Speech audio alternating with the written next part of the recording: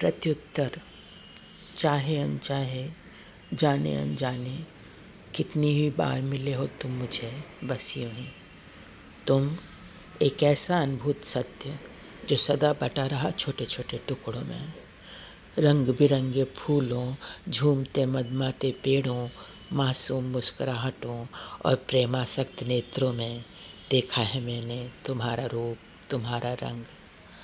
पत्तियों की सरसराहट, पंछियों की चहचहाहट, नदियों की कलकल, बूंदों की टप टप, बच्चों की किलकारियों और माँ की लोरियों में सुनी है मैंने तुम्हारी वाणी। हर सुबह सूरज बन उतरे तुम मेरे पोर पोर में। तुम्हारे स्पर्श ने कभी मेरी ठिठुरन को ऊष्मा दी, तो कभी तुम्हारे तीव्र ताप ने झुलसाया मुझे। शीतल मंद समीर बन मेरे रोम रोम को स्पंदित किया तुमने। कभी धरा तो कभी पर्वत बन तुमने मुझे आधार दिया। आकाश के इस छोर से उस छोर तक अनुभूत किया है मैंने तुम्हारे विस्तार को। अपनी प्रेमाभिव्यक्ति के लिए कितनी देह धारण की तुमने। प्रेम का प्रत्युत्तर था प्रेम, किंतु तुम हर बार मुझसे प्रेम का अनुदान ले ओझल हो गए कहीं और छोड़ गए अपने पीछे मूल्यहीन देह जो मेरे लिए निरर्थक थी।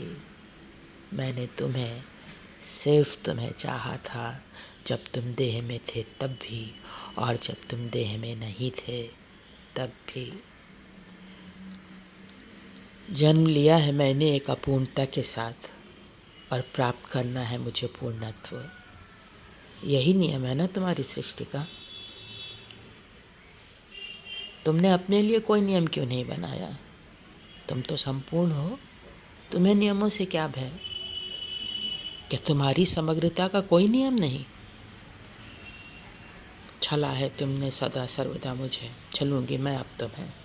अब जब भी जिस किसी रूप में भी तुम आओगे मेरे पास, स्वीकार लूंगी मैं तुम्हें एक बार फिर और नकार दूंगी स्वयं अपने अस्तित्व को।